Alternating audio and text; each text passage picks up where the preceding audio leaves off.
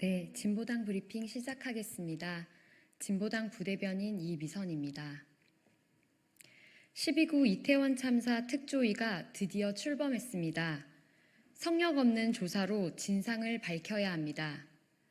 12구 이태원 참사 진상규명과 재발 방지를 위한 특별조사위원회가 23일 활동을 시작했습니다. 참사 발생 696일째이자 이태원 참사 특별법 통과 4개월여 만에 독립적인 조사기구가 출범한 것입니다. 지금에라도 이렇게 나서게 된 것을 환영합니다. 하지만 이제야 특조위가 출범한 것에 원망의 마음도 큽니다. 진상을 규명하자는 이 당연한 요구가 그렇게 어려운 일입니까? 참사가 발생한 지 2년이 다 되어서야 진상조사를 위한 특조위를 꾸렸다는 게 말이나 됩니까? 이 상식적이지 않은 상황에 진상을 규명하기 위해 처절하게 요구했던 유가족과 시민들을 생각하면 탄식이 절로 나옵니다. 게다가 특조위가 출범했다고 다 된 것이 아닙니다. 앞으로 시행령 제정, 그에 따른 예산 편성, 짧은 조사 기간 등 넘어야 할 산들이 많습니다. 결국 윤석열 정부와 국회의 적극적이고 실질적인 의지가 중요합니다. 협조와 지원이 필요합니다. 특별법 제정 당시 특조위의 제한된 권한에 대해 진상조사가 가능할지 염려가 컸지만 유가족들의 대승적 결단으로 지금까지 왔습니다.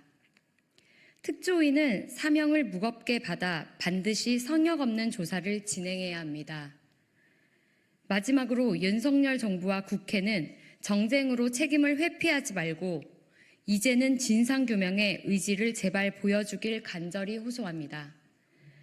모든 일은 반드시 바른 길로 돌아가게 마련입니다.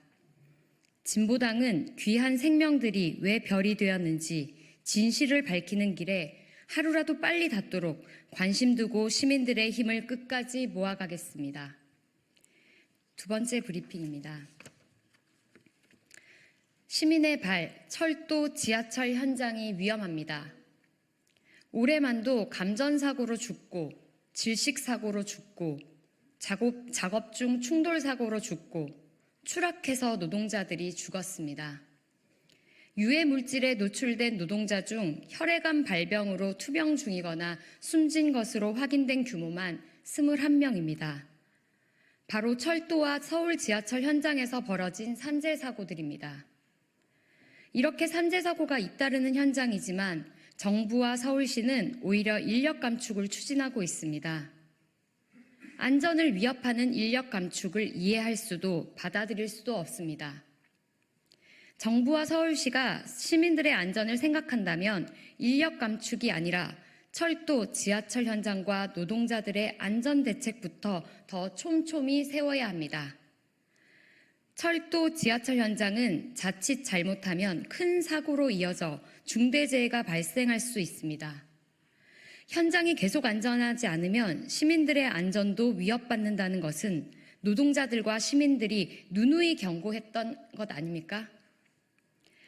안전한 궤도 사업장이 되기 위해서는 노동자들이 요구하는 것처럼 인력 감축 철회와 적정 인력 충원, 안전 시스템과 작업 환경 개선, 직업성 질병 예방을 위한 종합대책, 철도 안전법 개정 등이 해결되어야 합니다. 정부와 서울시는 중대재해가 난 후 소잃고 외양간 고치지 마시고 당장 인력 감축 계획을 철회하고 안전 인력 충원하십시오. 그리고 안전 대책을 적극적으로 세우십시오.